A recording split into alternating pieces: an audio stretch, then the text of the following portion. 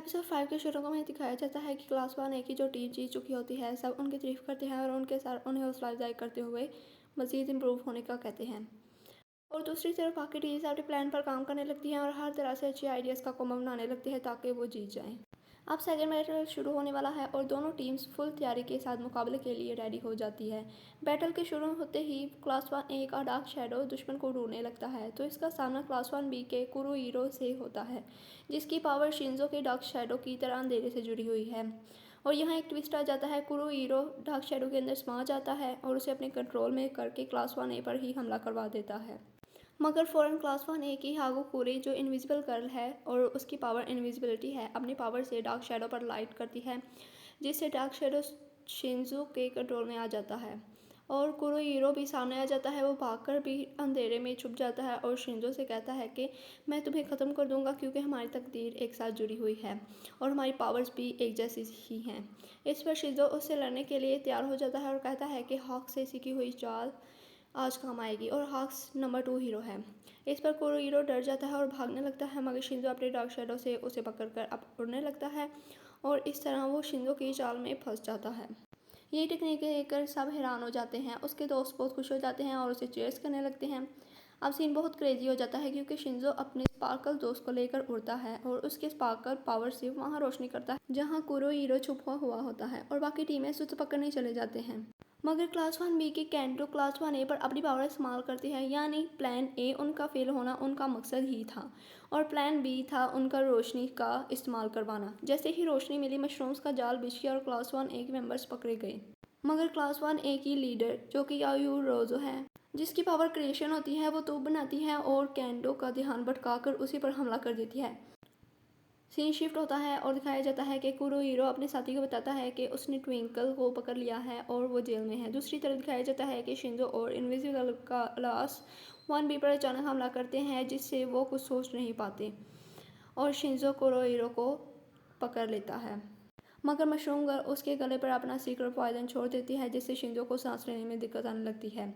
Invisible girl मांगा boy पर मुक्कों से हमला करती रहती है, तो उसके पीछे से कैंडो अपना हाथ बड़ा करके उसे पकड़ लेती है और वो खुद भी यायूरुतो के साथ बंधी होती है, तो ज़्यादा कुछ कर नहीं पाती। यहाँ पर टाइम ख़त्म हो जाता है और क्लास 1 का ट्विंकल ही पकड़ा जाता है, जिससे क्लास 1 विनर हो जाती है।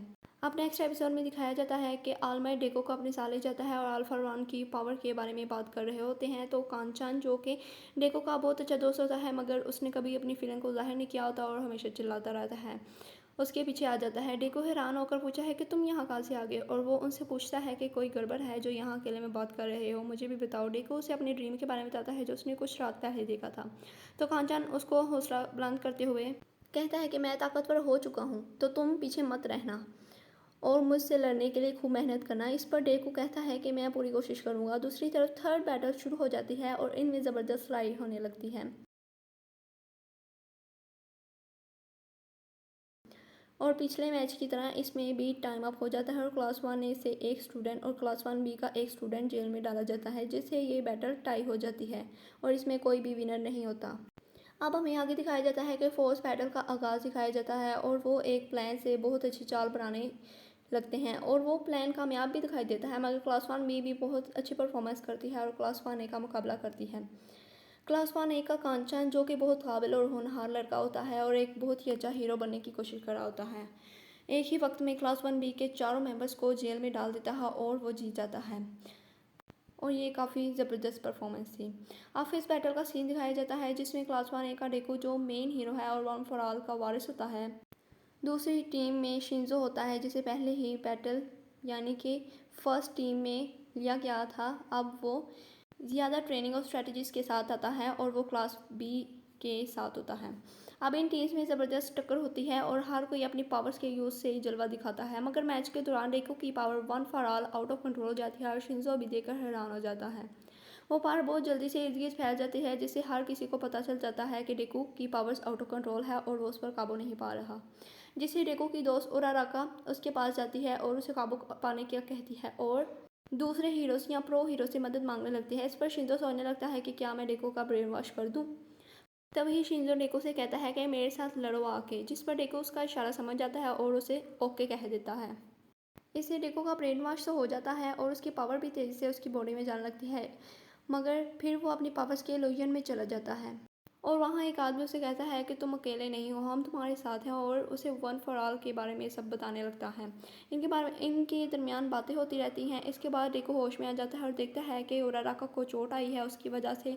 तो वो उसे कहता है कि ये मत कहना ये मेरी वजह से आई है, और इनकी बातों के दौरान ही क्लास 1B का मेंबर उस पर हमला करने वाला होता है कि उराराका आगे आ जाती है और उसके हमले को डॉज करके उसे दूर कर देती है। उसके साथ ही क्लास 1B के सब मेंबर्स क्लास 1A पर हमला करने लगते हैं और कहते हैं कि मुकाबला अभी जारी है, और एक बार फिर इनमें ज़बरदस्त लड़ाई शुरू हो जाती है। और यहाँ पर एपिसोड का एंड होता है।